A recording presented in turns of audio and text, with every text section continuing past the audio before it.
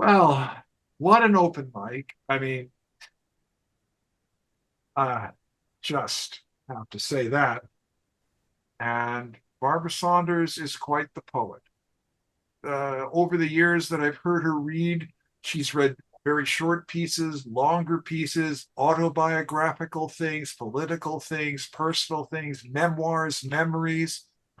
It's very, a lot of variety, a lot of variety. So a little bit about Barbara. She is an award winning writer and poet with over 30 years' experience helping professionals communicate via the written word. A veteran of writing teams in Fortune 500 companies, she excels at supporting subject matter experts in producing books, papers, manuals, and web content on complex subjects. As a writing coach and developmental editor, she articulates writing techniques with clarity and humor, aiding writers to communicate clearly in their own voice. How precious is all that? She helps people who need to communicate clearly. That is a valuable service. Thank you, Dan. Thank you, everybody, for being here and listening. So, I thought I'd work with some philosophical poems today for your consideration. And I wanted to start with two ekphrastic poems. So, I'm going to share my screen and, oop,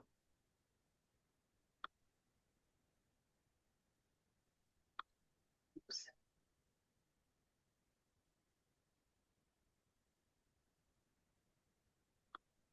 Okay. So, this is the first one.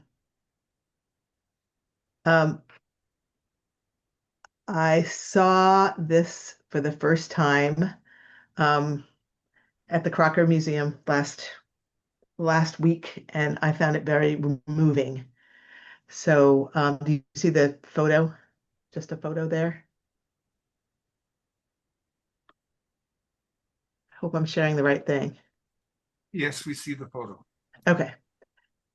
This is just called After Carter Romero's Life in the West. Damsel in defiance, tied to the tracks, womb of clay, cool, eternal fire pit, cupped in her palms, bound to manifest someone else's destiny. Spirits of wood and steel, steam yoked to locomotives, call her angry ghost by name, bid her take wing through the big sky, relieve her hunger with bowls of dust, quench her thirst in the mighty Colorado, paint her skin with the gold in them thar hills.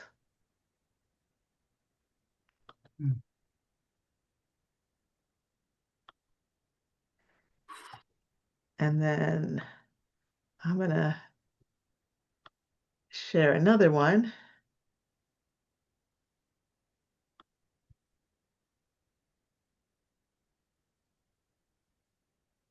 This one is called A Rose for Ronald Lockett.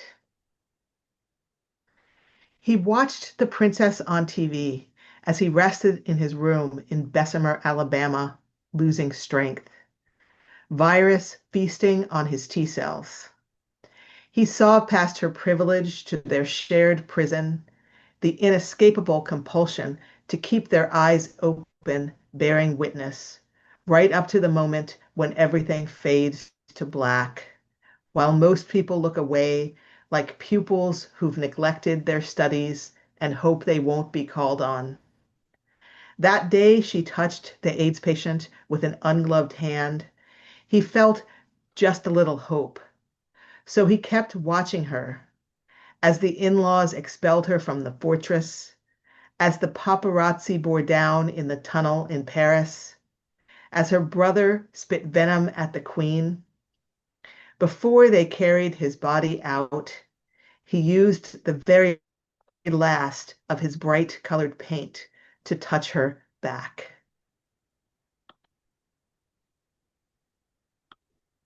Okay. Stop sharing.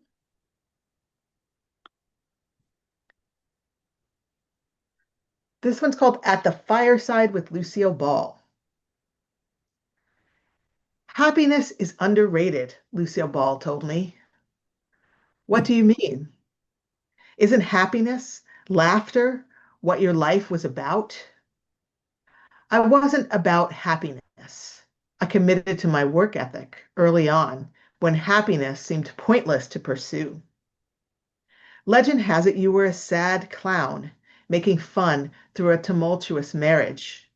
Didn't you find happiness after that? Those 20 years with Gary? Of course I did. And then I squandered it with regrets about the past. We tell ourselves money can't buy happiness, but that's a cover for a much more dangerous lie. So you think money can buy happiness? Of course it can't. You're very philosophical, Lucille, like a Zen master, not at all the way I imagined you. People underrate me too. I still worry that I sent the wrong message. What do you think Lucy Ricardo really wanted? I haven't thought about it, but I know I can't have watched you all these years for nothing more than escape. Sometimes I can't take my eyes off you, her rather, for days at a time for the last 40 years. You didn't answer. Is this a trick question? Lucy didn't know what she wanted. She didn't know it existed or what to call it. She only knew she didn't have it. So what do you think people think she wanted? To be in the show, attention, love from someone other than Ricky. Well, that is the message I worry about. But what's so wrong with it? Superficially, it's true, right? And Lucy says, if you believe that's what she wanted, then you conclude she should just have relaxed and let herself be happy. What I want you to know, for happiness, you might just need to immolate everything else. Hmm. This next one's called the Female Coalition Hypothesis. Gossip, an amalgamation of God and sibling, used to mean something like bestie, the one you could trust in the childbirth room, where you could hide nothing, not your shit, piss, blood, tears, vaginal tears, fear, or the look on your face the moment you met the goddess in you and realized what it is to be both creator and destroyer. The one who would let you know what your spouse was up to when you weren't around, subtly launch a guerrilla campaign to take out your enemies, like the sibling who tried to poison your family against you, the backstabbing coworker, the slut-shaming Lothario who initiated the seduction in the first place. Now, a gossip, they say, is a trifling individual who stirs up trouble with lies and rumors, or at the very least, truths that ain't her business. Take note of all this she, her. But we might take a page from the book of our evolutionary besties. Among bonobos, researchers found communities and years in which adult females formed more coalitions corresponded to females winning more dyadic conflicts against males and ranking higher than males. A hypothesis worth considering for our species, ladies. This one's called After Sap Comes Blood. Out we go to the yard, my grandmother and me. Not the garden with its roses, fig trees, and sweet William. Not the field with cornstalks taller than my head, but through a thicket where creatures, heard but not seen, scamper around us. We walk for what feels like hours. She stops at a tree, indistinguishable from its neighbors, drives a spike through the bark. After sap comes blood, red like mine. I always knew plants could bleed, no matter what the science books said, and that I was not crazy to be attached to a single lost leaf, the way I love my favorite tooth.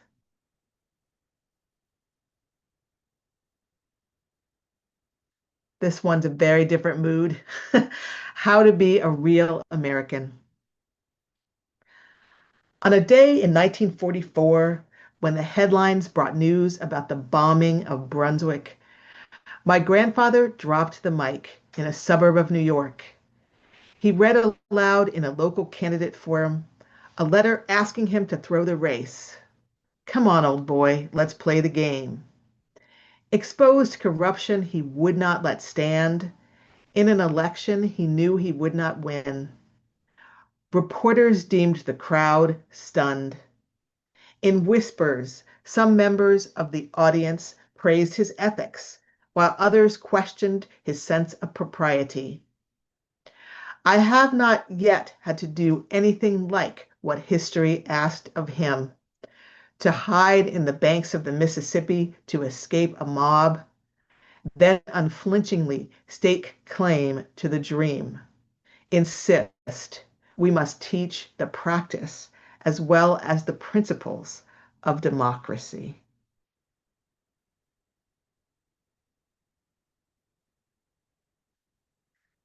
This one's adjacent to that last political poem. Um, it's called No One Knows Happiness Like a Childless Cat Lady. This needs to be said. No one knows happiness like a childless cat lady. She treasures every restless wail for breakfast at sunrise, appreciates the gifts of a language invented just for her, rhythmic healing vibration of the purr, rough maternal tongue baths generously exchanged for a weak approximation of reciprocity with a coarse, warm, wet towel. Hunting lessons that make her ready to abandon the fantasy of life without death.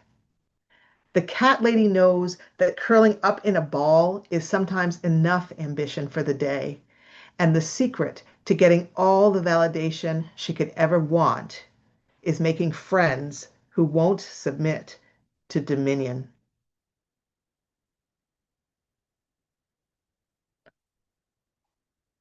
This next one is called Pandora's Box. My mother taught me to tiptoe through the world in fear of sins buried here and there like landmines, to strip the music from my voice, lest Lucifer come to my side and seduce me with his harmonies. I hummed my secrets to a black cat who hid my joy in the fireplace urn, where she dropped beaks and feathers, severed tails, and bones rasped of their rot. I emptied my mind onto blank pages, smudged words penciled like Mata Hari's smoky eye as she stood before the firing squad blowing kisses. A lover put a square of plain white blotter on my tongue, the finest liquid acid from a lab in California, like invisible ink writing graffiti on my brain to glow in the black light of my soul. Why would God object to this?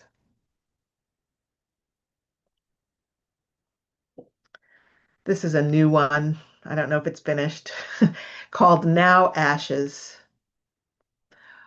4 plywood boxes of ashes on a closet shelf don't await burial because there's no one in there to do any waiting, like they once did for food, walks, and greedy primate gestures of affection, overbearing on each day's homecoming.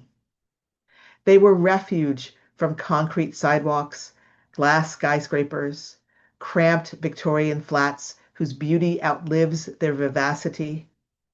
The warmth of those embodied souls, now ashes, the only true homes this cold universe provides.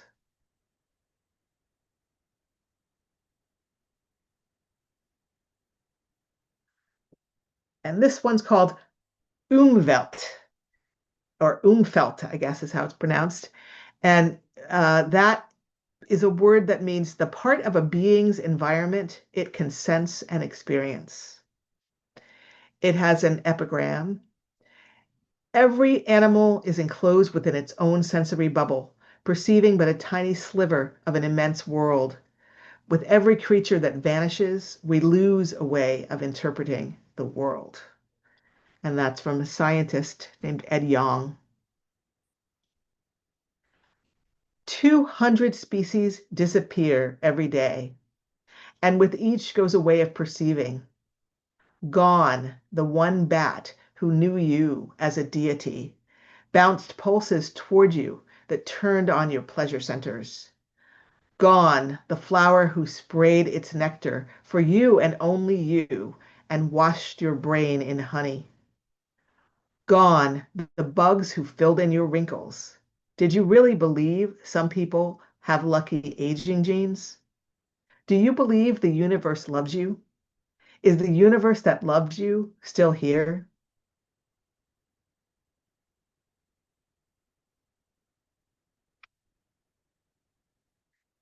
This one is called Two in the Bush. Excuse me. A fat sparrow, white crown gleaming, hops from the ground, makes its way deep into the bush. Moments later, a squawk, a hawk, flushes and takes flight. Which one screamed? It might have been the raptor, youthful and brown, eyes yellow like foliage almost done for, grasping its meal like the dying leaves grip the branches in a futile fight with Mother Nature, whose biological clock steadily ticks, generating next year's life, also condemned from the beginning. Did the hawk stave off starvation for one more day?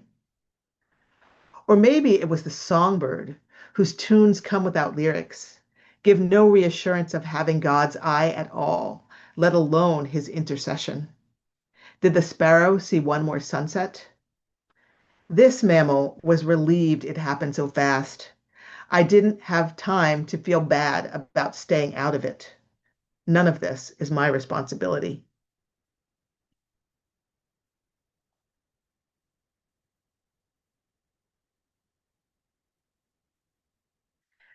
Here's a short one called To My Imaginary Friend.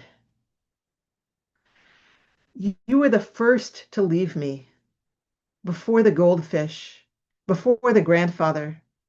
You left no visual or auditory record in my brain. I don't even remember your name. And when I ache with loneliness, sometimes I wonder if you and only you could understand.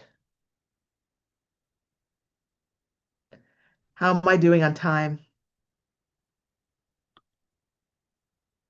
I have two more. You have you've got 3+ minutes. Okay. I can fit these two in then. Okay. Our only chance. The other mammals know death, but not mortality.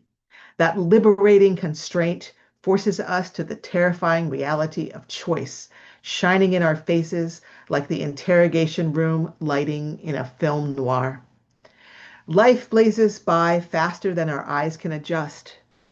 So we squint and turn toward the sunlight without our eclipse glasses and pray not to come out blind.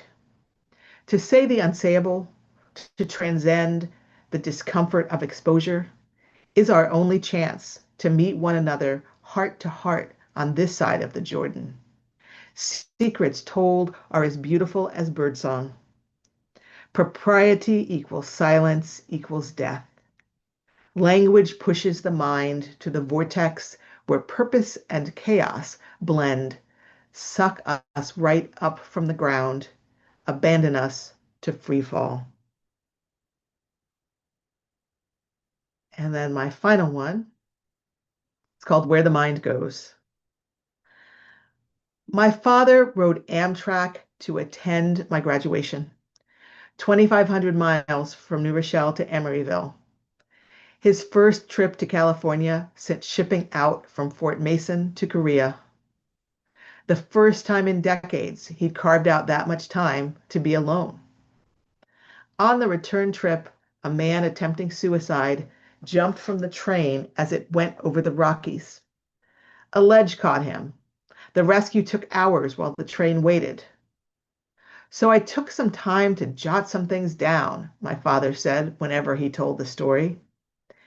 And even though I know everybody takes things down on occasion, I was shocked to think about my father doing it, like Freud's primal scene.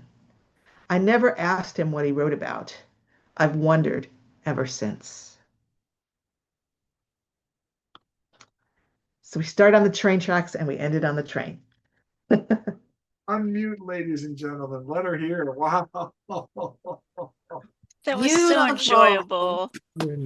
Beautiful. Wonderful. Thank you. Thank you. Yeah. Marvelous reading.